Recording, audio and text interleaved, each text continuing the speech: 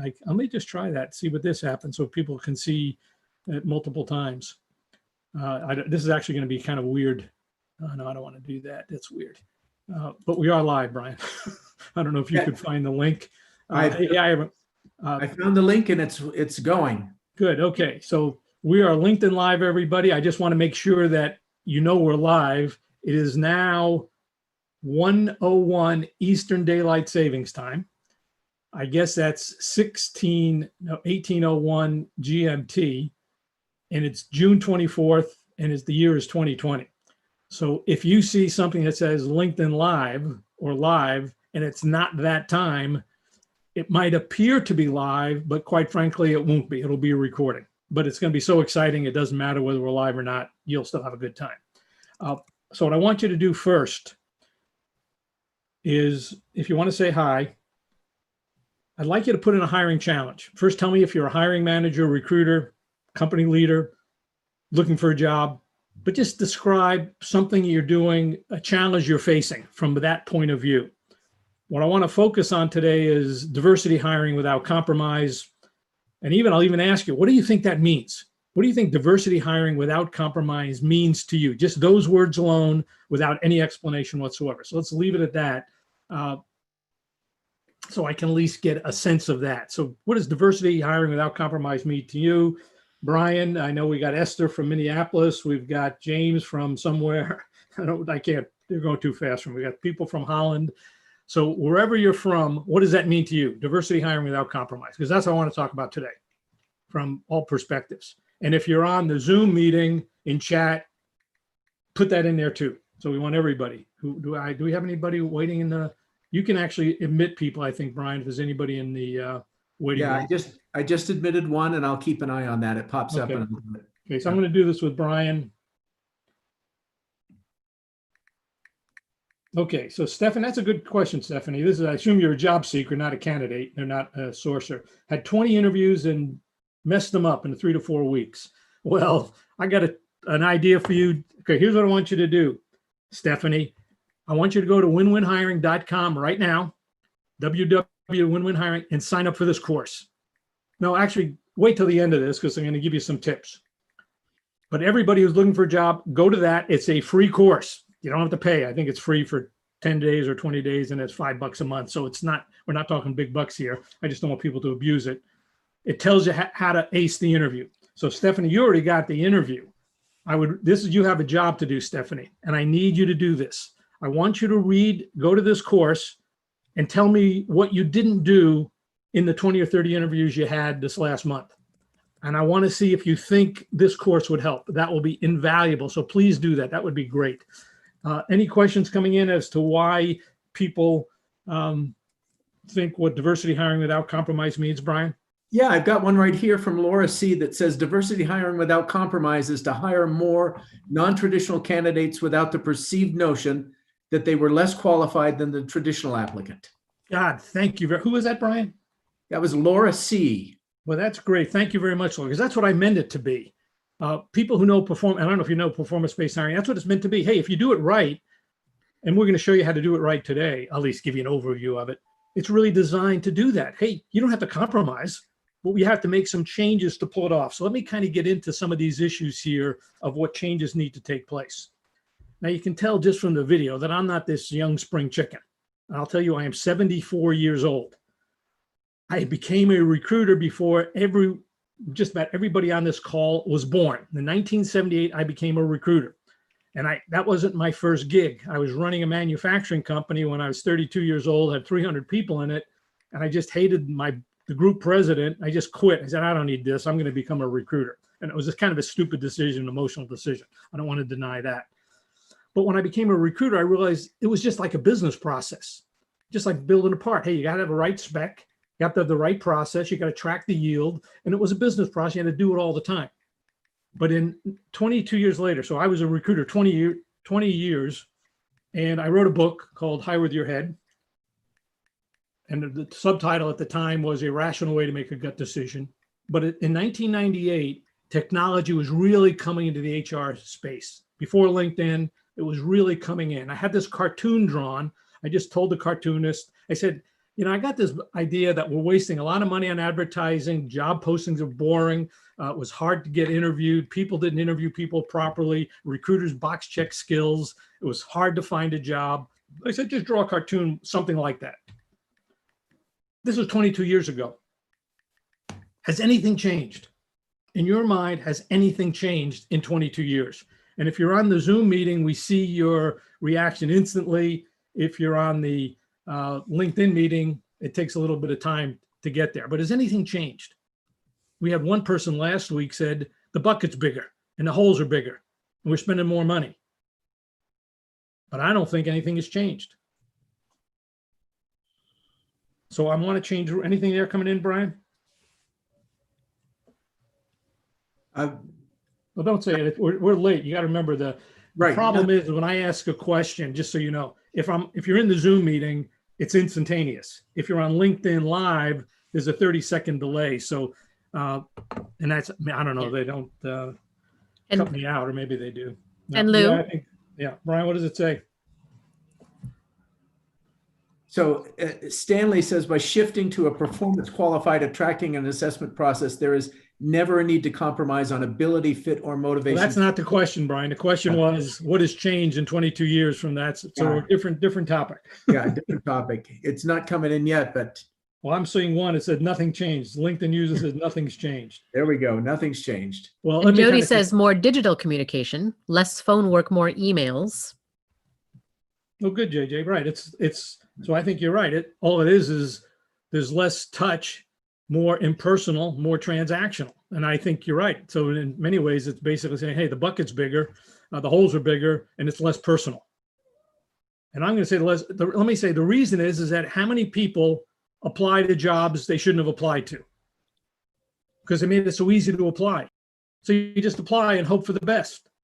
Well, that's not a great use of technology, because now you had to use technology to eliminate the people who shouldn't have applied to begin with. There are probably some real good people in there that should deserve an interview, but they don't get hidden. So you got to use a mechanical way to sort people out. So I have a different approach. This is my diversity without hiring compromise. What, Brian, you got a point there? Yeah, a couple came in. Candidates often hate recruiters as they feel they stand in their way. Yeah, it's probably true. And again, let me say the reason is, it's sad, but when you have 100 people, and this is really statistics. I'm not going to show this chart today, but I've tracked and asked different ATS vendors to tell me what their ratio of candidates who apply, get interviewed, and candidates who actually apply to the job posting, get hired. 4%. This is based on about 300 million over the last 5 years. 300 million people who have applied. Only 4% get interviewed. Maybe 6% get phone screened. Only 1% get hired. And the reason is that, so now somebody said they hate recruiters. Well, recruiters are dealing with 100 people who didn't apply. They get to get down. Hiring managers putting pressure on them. And they say, hey, you don't know the job, just box check the skills. So recruiters are put in a box that makes them become box checkers. And you got candidates on one end, you got recruiters in the middle, you got hiring managers, you got all these three decision makers trying to figure out how to do it right. Well, I'm going to change the rules. I'm going to first rule say, if you're a candidate, don't apply for a job you're not qualified for. I'll show you at the end, I'll answer your question on how to get the job, but it's not by pushing the apply button. You got to go through the hidden job market. And I'll give you a hint of where the hidden job market is, but I'll wait till the end to do that. My idea, and it's been since I became a recruiter in 1978.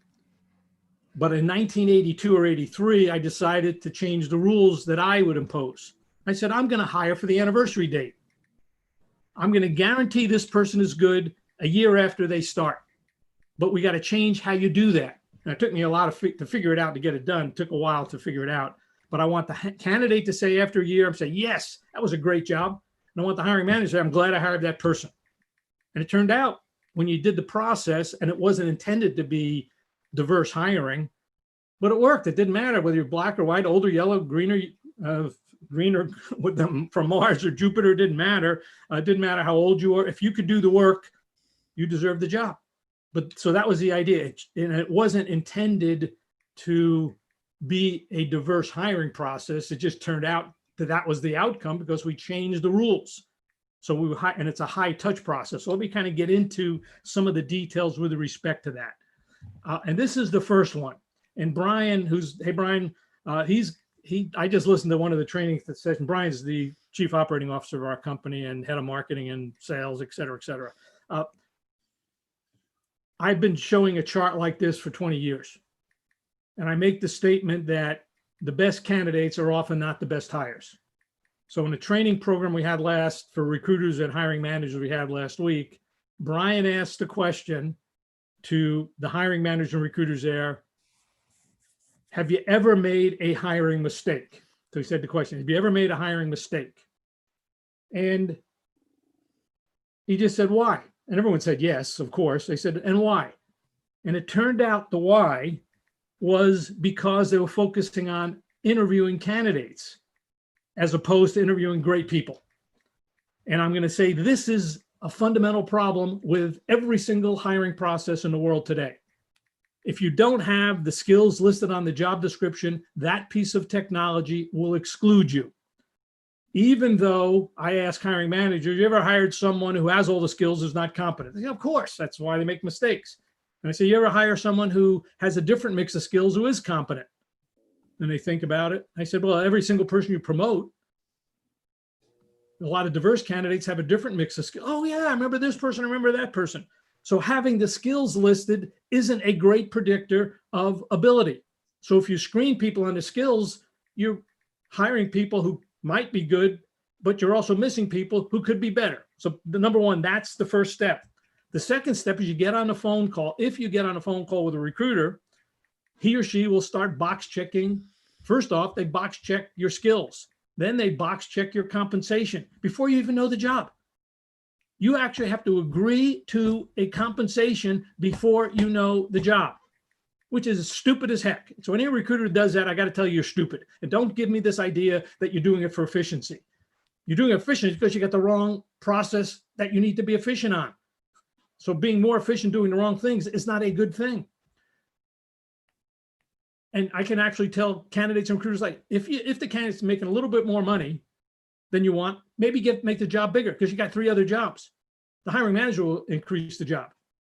On the other hand, good candidates will say, oh, if the job is a real true career move, I'll take a little less money. So don't make people negotiate it. Use compensation as a negotiating item, not a filtering item. But that's what we all do. And then if you get past that series of ridiculous filters, filter 1 and filter 2, you're judged on your first impression. And I guarantee if people like you, they'll ask you easier questions. And if they don't like you, they'll ask you harder questions to prove you're no good. None of that stuff predicts performance. But since 1990, I started training hiring managers through different business groups, pure luck out. Best marketing idea in the world, and I had nothing to do with it. My next door neighbor says, hey, Lou, would you speak to my business group? And I did, and then that group said, speak to this group, and within 10 years, we spoke to 400 different business groups of presidents and VPs. And at every one of those presentations, in 10 years, I asked this, we still do it today, but that was pretty intense in those days. I just asked the question, tell me what great people look like. What do they do? Define the best people you hired after you've worked with them for 6 months, after a year. And this is what they say. They get the job done. They make it happen. They don't make excuses. They've got good team skills. And they don't say hungry, humble, smart. I say, oh, they got good team skills. It's a lot easier to figure out than using the humble, hungry, smart idea. And they get it done. They're good managers. They plan themselves, whether self-management or team. They plan, they organize, control the manage, they get stuff done on time. Then I ask this question, and I'll ask you guys this question too, particularly the folks in the Zoom meeting. I asked this is actually between Brian and I and the 400 programs, we probably asked 20 to 30,000 hiring managers this question. Who would you rather hire? Someone who's got all the skills, makes a good first impression, is willing to agree to the compensation at a time, or someone who can deliver the results? What do you think they say? You got choice of 1 or 2, left side or right side, skills or results. Who do you want to hire? Then I say, what do you think they all say? Okay, somebody say results. Yeah, 99.9% of 25,000 people say results, hiring managers. There was one person in New Jersey, that's the 0.1, maybe it's 99.9 now, but the one person who said, I don't know, was a guy who lived in New Jersey. That's why I grew up on Long Island. That's why I say I knew that New Jersey, they're weird there. I apologize if you're in New Jersey. It was just that one person, but I bet you all know that one person in New Jersey. Then I asked this question, which is the more important question. How well do the factors on the left predict the factors on the right? How well do skills, agreeing to compensation, a good first impression, predict on the job performance? And I asked the question before they answer it. Have you ever met someone who's got all of those things who's not a top performer? They all say yes. Have you ever met someone who's got a different mix of skills, maybe a little nervous in the interview, maybe willing to modify his or her compensation needs, or maybe took a bigger job? Who is a top performer? They all say yes. So Brian, what are people saying? How well do the factors on the left predict the factors on the right? Not so well, Lou. They're not great predictors. Yeah, imperfect, terrible, not very good. Yeah, the issue is they do not predict performance. So the idea is you have to change the rules if you want to hire a great person. And I will tell you, diverse candidates have a different mix of skills and experiences than, and I'm even going to call the non-diverse. People come up with this job description that lists 5 years of this, 6 years of that, 7 years of this, must have this academics, and they believe that that predicts performance. It doesn't. And diverse candidates always have a different mix of skills and experience. That's the definition of diversity. So let me kind of describe our process, our performance-based hiring process, which is win-win hiring. And I'm going to contend if you implement performance-based hiring and win-win hiring, you will hire diverse talent without compromise.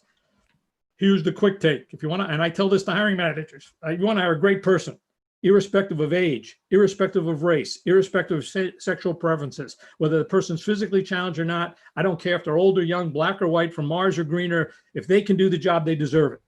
And if you want to hire diverse talent without compromise, you got to offer that person a great job. And a great job is not a laundry list of skills and experiences. At best, that's an ill-defined lateral transfer.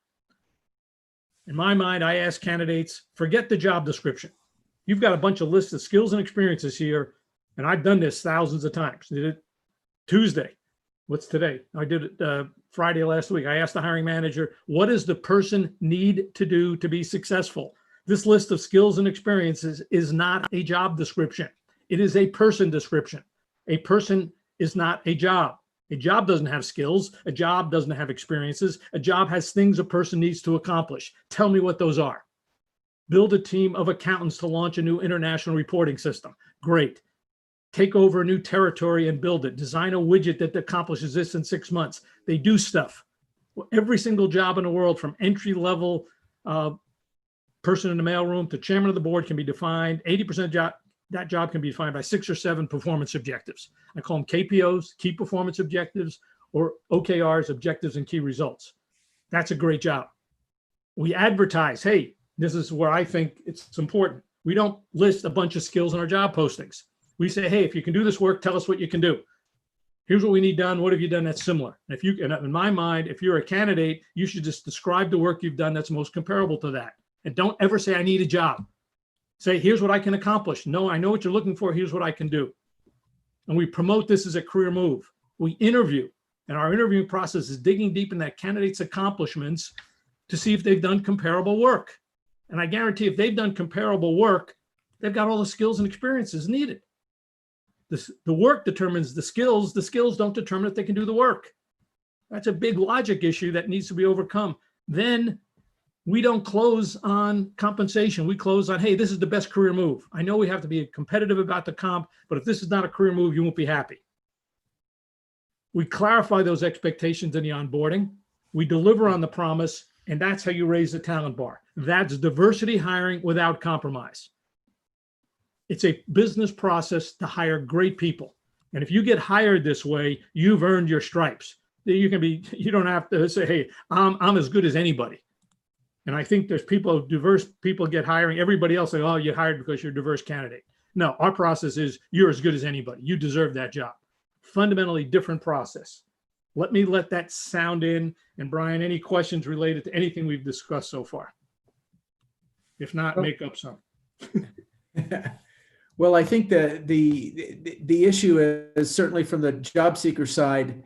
How do you get managers to have that point of view when sometimes they don't have that? They have a very traditional point of view on how they're selecting candidates, more skills-based, less performance-based, less career-based. So how do you switch that script? Well, I think, and now I don't remember the name of the person who had 20 interviews. I'm going to say it was Samantha, but I could be wrong about that. And this is going to be part in that little lesson I said, the job seeker lesson that we give away for free. It basically says, ask a forced choice question. And this could be to the recruiter or to the hiring manager. But it says very quickly, if you're in an interview situation on the phone or in person, just ask the person, before we get too deep into this interview, could you just tell me about a few of the accomplishments or some of the objectives of this job or some of the performance requirements of the job? I'd like to give you examples of work that I've done that's most comparable. That's called a forced choice question. You should kind of know going in, if you just look at the job description, you probably have a sense of that. Now you have to get an interview to be able to ask that question. But as far as I'm concerned, once you get in the interview, you got to be asked, which is what I do as a recruiter. Hey, what does a person need to do to be successful? I'll find people who can do that work. You have to switch the criteria from skills and experiences and personality and first impression and into performance. What do you need done? Let me tell you what I've accomplished to see if it's comparable. So I'm going to, Angela, I will give some ideas on how to find a job in a minute. I'll do that at the end. And Lou, we do have a couple of questions about networking if you're open to those. No, not yet. I don't want to do that yet. I want to kind of focus on this stuff first. I definitely want to talk about networking and how to get the interview, but I want to save all of that to the end. Great. So just tell them, I mean, that's important. If you have any questions, make sure you're doing it. I want to kind of set the stage of how I am presenting this to hiring managers and recruiters first, though. So I want you guys, you're getting, if you're a job seeker, you're seeing the inside of how I train recruiters and hiring managers. And I just helping, we go in with companies, big companies. I'm working with the chairman. I'm working with the president of a company to hire a new VP. Just took on the assignment the other day. And I'm going to sit in, I'm going to coach them through the process. I'm going to coach their recruiting team to find candidates using this methodology. But this is the big issue. And I think, so I'm going to reverse engineer this, and you, if you're a job seeker, you have to do it. I always get, that's not true that I always, but most of the time when I take a search assignment, I don't really do search anymore. I just help companies do search, help their team do it. So we kind of project manage the effort. But when I look at job descriptions, even look on Indeed or LinkedIn or Glassdoor or ZipRecruiter, wherever they are, most job descriptions list skills, experience, and competencies. Again, that's not a job description. That's a person description. So right away, the process is flawed. We just showed it. Having all those skills doesn't mean you're any good. And not having the skills doesn't mean you're bad. So I always reverse it by saying, hey, what does a person need to do in this job to be successful? And it's always a series of 5 or 6 performance objectives. If they can do the work, the person obviously has the right mix of skills. Having the mix of skills doesn't mean they can do the work or motivated to do the work. So this, as a job seeker, you have to get an understanding of what the job really is. And just asking the question, hey, can you tell me a little about this job? What are some of the performance objectives? Just asking the question is going to make you a stronger candidate because you've got the confidence to ask the question. And when I debrief with hiring managers, they always say, wow, that candidate asked some great questions about the job, then clarified it. Hey, what does the person need to do to be successful? Oh, they got to organize a project to do this. And then the candidate's got to say, well, what are the resources like? What's the schedule like? What's some of the bottlenecks? What's the team like? What do you feel is the biggest technical challenge involved with that? What's the biggest business challenge involved with that? You ask those kinds of questions, they know you know how to get there, put the plan together. So just asking the question and clarifying it puts you in the top half. Then if you've done something comparable, you're going to the top quartile. That's a pretty cool process. And all you have to do is, hey, tell me about some of the objectives of the job. And I'll give you some examples of work that I've done. Any questions coming in with respect to that, Brian, related to this specific topic? No, I think they've got it, Lou. I think that Okay. Makes sense. Okay, so here's what I tell hiring managers. If they can do the work, they have the skills. And this is the key difference to hire diversity without compromise. You have to define the work. And I tell my clients, I will not compromise on that work. I will not compromise. If they can do that work, they deserve the job. But give me a little relief on the mix of skills and experiences. And to me, that's the game changer. This took me a lot of time to figure this little quote out. It's pretty simple, but it took me 10 or 15 years to figure it out of doing this. It's what you do with what you have that makes a person successful, not what you have. It's what people do with what they have that made them successful. So if I can find someone with 2 to 3 years experience and can do 10 to 5 or 10 years of work, that's a top performer. And during my interview, I generally ask people, hey, walk me through your resume. Now, what have you accomplished? And I'm looking for people who've accomplished the most with the least. That means you're a great person. Or if you've gone into a different situation that you never handled before and you've accomplished something pretty significant, you're a good person. But if you're not interviewed that way, you got to force the interview that way. So this is pretty profound. This little slide here is real profound from whatever you are on the desk. Whether you're a hiring manager, define the work. If you're a recruiter, find people who can do that work. If you're a candidate, make sure people are judging you on the work you've done. It's what you've done, not what you have, that makes you successful, that makes you a worthy person. And if you pass that filter, you deserve all the credit for getting that job of being a top performer. So that's really the whole thing we've got here. And here's the hire. We have enough time to go through this. Here's my hiring formula for success that I give to candidates. And now, JJ, I know somebody asked a question earlier I saw come through about cultural fit, so I'll let you ask that question. I have a formula for success. We have a scorecard. We have a whole process around diversity, performance-based hiring, which is diversity hiring without compromise. Ability to do the work. Let me just read it. Ability to do the work in relationship to fit, which I'll define, drives motivation. And because motivation to do the work is so important, it's squared, the force multiplier, that equals results. When I talk about what's a great person do, they get the results. But if you break it down into pieces, they have to have the ability to do the work. I don't know if it's 5 years or 10 years. It's enough to do the work. They got to fit with the organization. They got to be motivated to do that work and equal results. So let me dig deep one level into that. In my mind, ability to do the work is a combination of hard and soft skills. Soft skills is management, organization, collaborating. And I basically said, without soft skills, your hard skills are wasted. It's the combination of soft and hard skills. They're not independent. They're integrated. You have to have both. And you can have all of those soft and hard skills, but if the fit doesn't work, it's underperform. Fit with the job. If you're not intrinsically motivated to do that work, you'll underperform. And it's just hard. If you don't want to do the work, you won't do it, no matter what somebody tells you. Now, you might do it for a while if you have an economic need, but you're not going to do it forever. JJ, why don't you ask the question about culture? I know there was a question that came in earlier about culture. What was that one? Yeah. This particular person on LinkedIn actually has a unique culture in their company, and wondering how you can assess cultural fit in the interview. Okay, so that's a great question. Let me first define it and then answer JJ's question.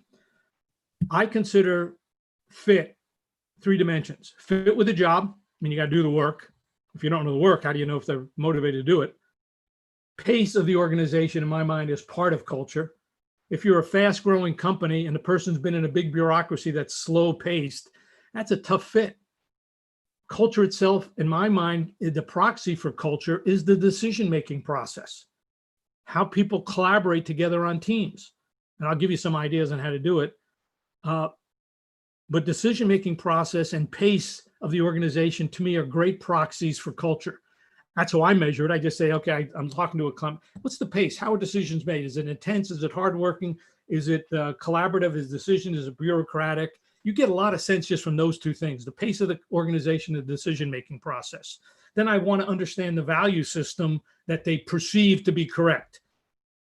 But I want to put that in a performance objective. So I said, if the performance objective is build a new reporting system that accomplishes ABC and do it in 3 months without a big staff, that's pretty intense pace. How are they going to make decisions? How are you going to get the budget? So those are the things that I ask. As important, if not all 4 of these are important. Managerial fit. Let's be real frank.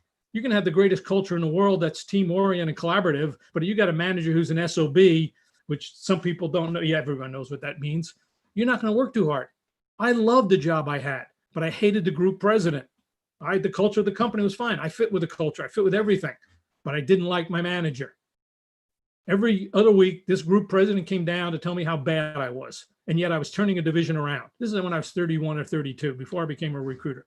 I wanted to do that. I just quit because of him. Biggest demotivator in the world. I mean, I quit 4 times in 1 year. So I'm going back 40 plus years. Chairman, the group, the CEO of the company, the chairman all tried to talk me back, and I did. 4 times I came back. 3rd time I said, I can't do it. But that drives motivation. You got to be motivated to do the work in that environment, with that manager, with that culture, motivated to do that. And if you don't know that, your motivation is to get the job. It's false. Oh, he said he would do the work. I'm a cynic. You can tell me, if you're a job seeker, you can tell me, oh, I want to do that work. I say, BS. When have you done it recently? And if it was 10 years ago, you're overqualified. Even if you're competent, you're overqualified. It's competent and motivated. And in my mind, motivated is more important. And they're both equally as important. As I say, the worst mistake I've ever made is hire a motivated person who is incompetent. I mean, he blew the company up. Boy, that was a costly mistake. So motivated and competent is critical. Without motivation, you're done. So to me, that equals results. Make it happen. This is the hiring formula for success. And we have an interviewing process that drives that home. So the ability to do the work in relationship fit drives motivation and ultimately successful performance. Yeah, somebody asked here a question, Brian. Bad manager. Yeah, it's, in my mind, I quit. I just wasn't going to suck it up. And I was confident enough I could get another job. So that was the issue. I just did it. So I don't have a lot of patience, but if you have patience, you can work with them. You can be frank. Brian, what's your take on that one? A bad manager? You've probably been in that. I put you in a situation like that 20 plus years ago.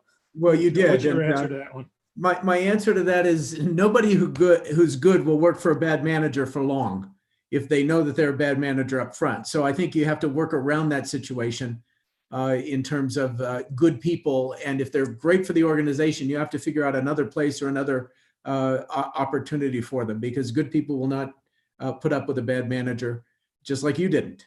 But managers can be coached. And I think that's the other side of that, which is you can have managers who can learn what they need to learn to be able to attract the talent they need to do the work. So those are two sides. I think somebody else here wrote, please, I need a job.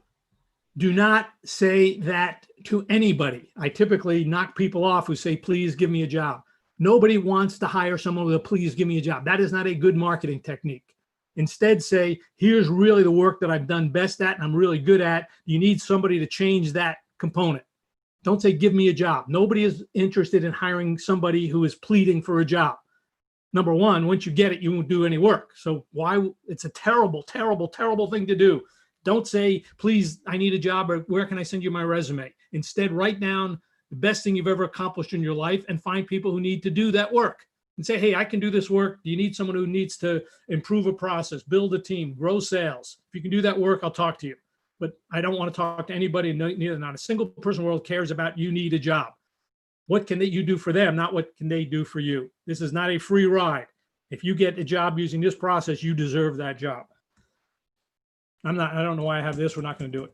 So how did we even get into? Okay, I guess we're getting close. Let's open it up to more questions here, Brian. Somehow I think I've got a couple of things on job seekers. Let me kind of just, I'm going to screw this up a little bit while you look for a few questions, Brian, and then I'm going to.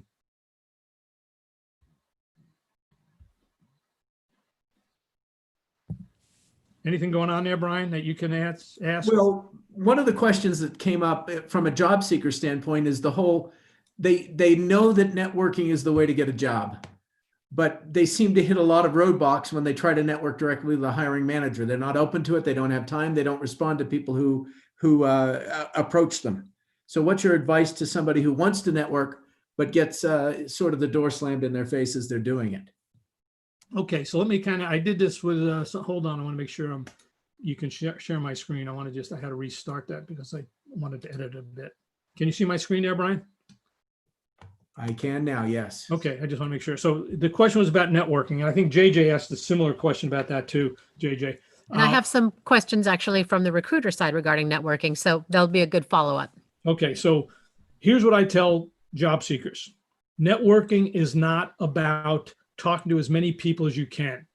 Networking is talking to 2 or 3 people or 4 people who can vouch for your ability. Hey, you're really good at this or really good at that. You talk to those people personally, get them on the phone. Now it's probably better on the phone. Talk with them and say, hey, I'm looking for a job. I work with you in this capacity. And these are people who trust you. And if they knew about a job, they would give it to you, but only 3 or 4, the 4 best people. Then you ask those people, can you introduce me to 3 or 4 people whom you know who might lead me to another job somewhere? Or anybody you know. It could be a lawyer, could be their accountant, could be their anybody, a friend they work with, their a coworker, their boss.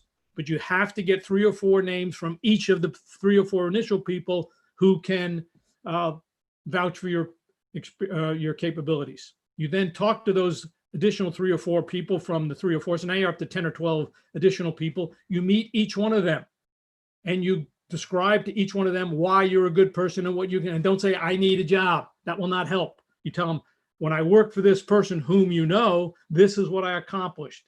And I'm looking for something similar to that. And would you just keep your eyes and ears open to see if you find anything? In addition, could you introduce me to 2 or 3 people you know who might be aware of something going on?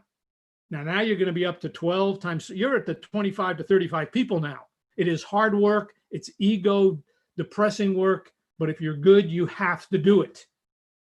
And then if you do it in 30 days, you'll get 3 or 4 opportunities to get real jobs, real careers. That's true networking. So now let me say, I'm going to kind of summarize it, but JJ, you said it was, I was talking to somebody else. Who was I talking to? It was a career counselor guy called me on Monday. And he said, when you do networking, you're giving something. You're like putting money in a banking account. And if you have no money in the banking account, you earn zero interest, you get nothing. Even if you got some level of interest, but no money in the bank, you get nothing. When you get referred to somebody important, you owe that person who made you the referral.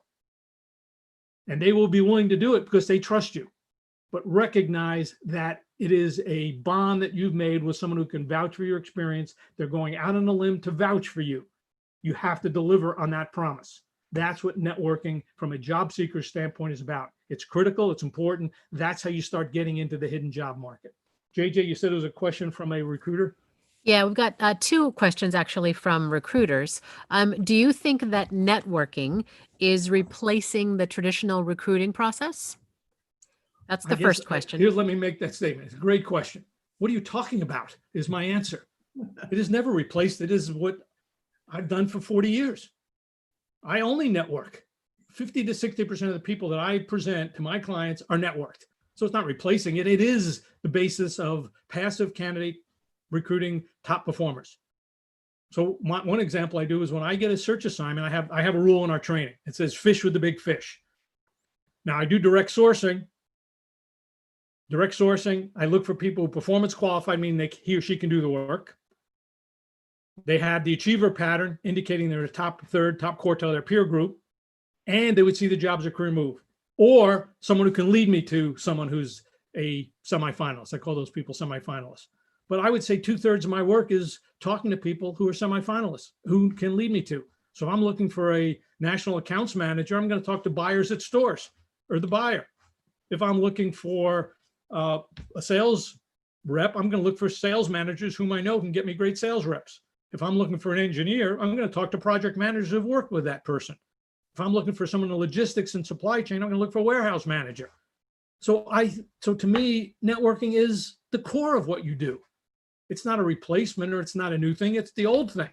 And to me, if you use LinkedIn Recruiter properly, recognize LinkedIn Recruiter is a network of 600 million plus people. Most recruiters think it's a database of 600 people, and they try to source people who meet these skills requirements, which is a non-starter to begin with. Use LinkedIn Recruiter to direct source semifinalists, performance qualified, achiever pattern, see the job as a career move. And our course does that. And get nodes, people who can get you referrals. To me, that's the heart and soul of great recruiting. It's not replacing, it is recruiting. What's the next question, JJ?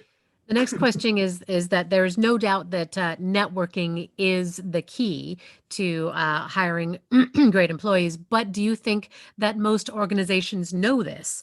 And if so, how can they best sort their their networking pool to find the best candidates, especially when most hiring managers say they don't have time to network? Well, let's say this. So I just talked to a number of people who are working with small businesses, and an SMB, a small business, small medium-sized businesses, companies that say have 100 to 1,000 people. We are seeing a trend, and I validated this trend with people who sell HR technology, is that hiring managers in small companies want to do it themselves. But to do it themselves, they have to be measured on the quality of the people they hired. And and this means the company, hey, you hiring manager are going to be measured on the quality of people you hire, and you're going to be measured based on win-win hiring, and you're going to be measured on diversity. So diversity, win-win hiring, meaning that the person's a top performer. A year from now, you agree this was a person who's a great performer, or you make that person a great performer, and the candidate says this was a great opportunity for me. So I think it's not the hiring manager's responsibility. Well, that's not true. A lot of hiring managers say they don't have time for it. Well, they shouldn't be hiring managers then. But most of them, once they realize that, hey, if they're measured on the quality of the people they hire, they'll make time for it. Right now, they're not measured on that, so they don't have to worry about it. Hey, delegate it to recruiters. But I think, so now so I think you have a hiring manager issue, which is one issue that was stated in your question, JJ. The other issue is how do you do it? In my mind, this is where LinkedIn Recruiter, it is an expensive proposition. But if you're a company, you can afford 1 or 2 licenses. It's big time bucks, but it's the best investment you'll ever make. Because on LinkedIn Recruiter, you can connect, you can search as a recruiter, you can search on your first degree connections. So if I'm connected to the vice president of marketing at a company, and I'm a recruiter at that company, I can connect on the VP of marketing and look on his connections. Say, let's say, look, I'm looking for a managing marketer of advertising manager. Well, if I have someone in my company who's a VP of marketing, and in some previous company, they're connected to people in advertising, I can just search on that person. And then I can call the VP marketing and say, hey, I know when you were at this prior company, you have this person. What do you think of this person? Oh, great person.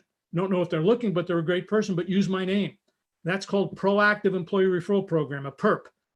Tap into your employees who might know those people and proactively look for names of people they know. You do those things, networking is a piece of cake. And just force it. Hey, I'm looking for diverse candidates. So you know how to do diverse candidates. Search on LinkedIn for diverse candidates. We'll look from who are diverse candidates, performance qualified, achiever pattern, career move. Find people who know those people and get a referral for those people, and they'll call you back. Now, that's simply stated. It's a lot of work. We have training that does that. Let me kind of just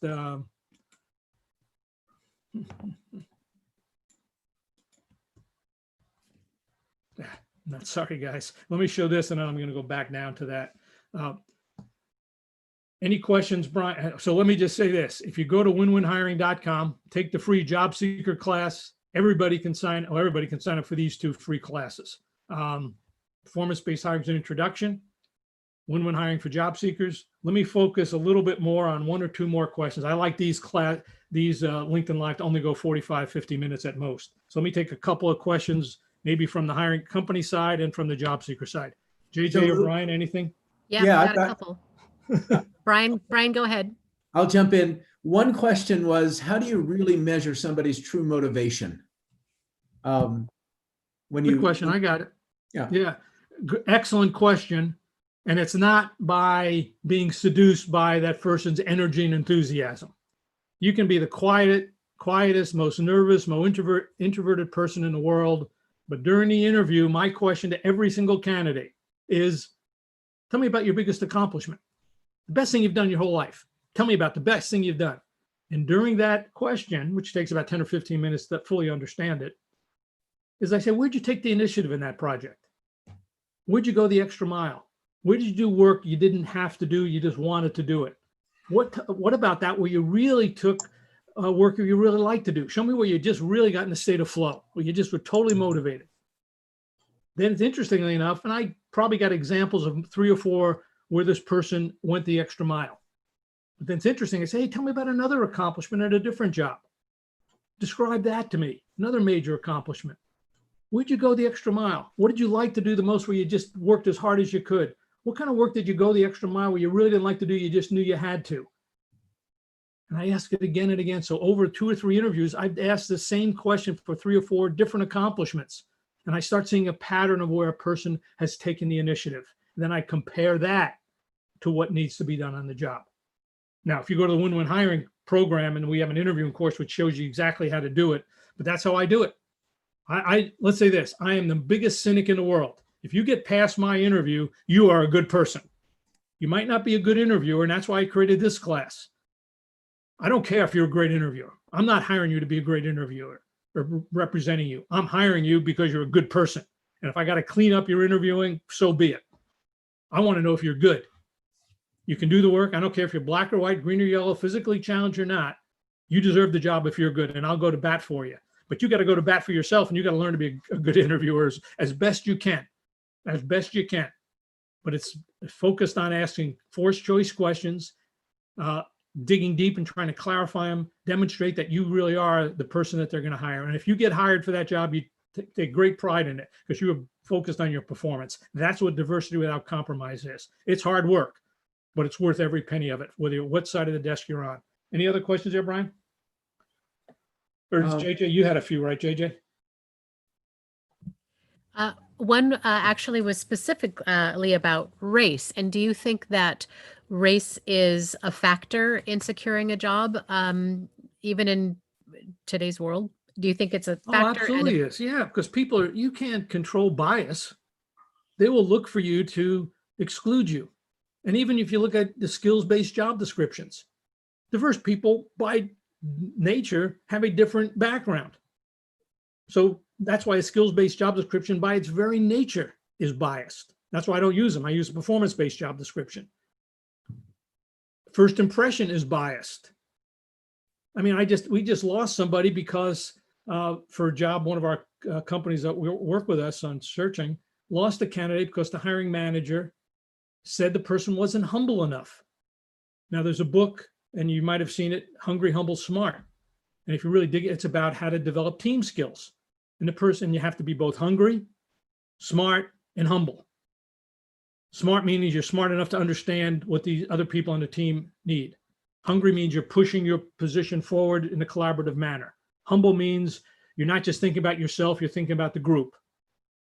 And it's, to me, yeah, an interesting concept, but a little bit convoluted. Somebody came up with it, a good guy, but he came up with something, he's selling the heck out of it. But what I do as part of it, so Brian asked me, how do I determine motivation? How do I determine good team skills? I just ask candidates, hey, what kind of teams you've been on? How did you get assigned to that team? What role did you have on that team? What happened as a result of that team? Did you get assigned to another team? Who put you on the team? How did you convince that team to do this? So I just look at the teams you've been on, the results and the recognition you got on a team, and what happened next. And if I see people growing, putting on, and over time being involved in more important, more cross-functional collaborative teams, they're hungry, humble, and smart. They've got great team skills. I don't have to make a judgment of whether I think you have good team skills or not. Your people who work with you determine if you have good team skills. So now going back to the question is, yeah, I think most companies are biased. Their systems are biased, their people are biased. If you have a language problem, it's hard to understand somebody. I have that problem. So, and communication skills is where I have a real problem. I have a hearing, it's not terrible, so don't feel sorry for me, but I don't hear too well. So if someone has an accent, it's hard for me to understand what they're saying. But the way I overcome it is I task the hiring manager, how does this person demonstrate good communication skills on the job? What do they have to do? Well, they got to make a presentation to the senior management every month. Then I ask candidates, hey, you have to make senior presentations to a diverse senior management team. Have you ever done that before? Walk me through how it turned out. So I create a performance objective around it and try to understand it to see if it makes sense. So I don't impose my criteria of what good communication skills on. I understand what that looks like on the job. One last question, Brian or JJ, anything that just stands out that you think is a great closing statement?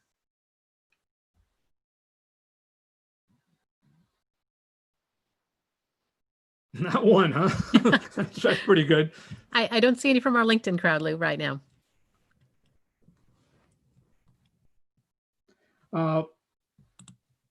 Brian, anything on your side? I'm seeing a few here.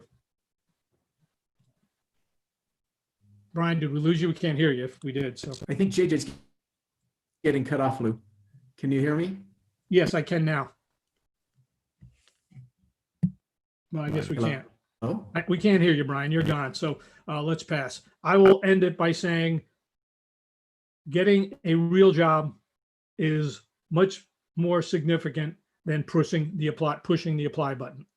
So if you're a job seeker, I would find companies that need you. I would put together a little video or a quick summary or sample of your work that you've done and say, hey, this is the work I can do. And I would not apply. I would bypass the HR recruiting department. Most HR recruiting departments are box checkers. It's sad to say, but they are. They're not looking for great people. Hiring managers are looking for great people. There is a movement to hiring managers, do it yourself. I would prove to you that you can do the work. Hey, it looks like you need people who can do this work. Here's what I've done that's most related. Is there someone at your company I can talk to about this? If you get a referral that way, you've just changed the game. Then ask questions here. And a woman, and I'm not sure her name was Samantha, but if it was, please do that and just tell me if this course would have helped. If you're a hiring manager, don't let your recruiter go out in the field looking for candidates unless they know the performance objectives of the job. And if you're a recruiter, don't start looking for candidates unless you understand the performance objectives of the job. You do those things, you will hire great people every time. You will hire diverse candidates without compromise. Thank you very much. Hopefully this was helpful. I'll see you next 2 weeks at LinkedIn Live. And I got Jerome Turnick, CEO of Smart Recruiters. That will be a great show, July 8th. Follow me on LinkedIn or go to Eventbrite, but hopefully we have your names here. I'll put some information out there. Have a great day, guys. Hopefully this was helpful. Bye now.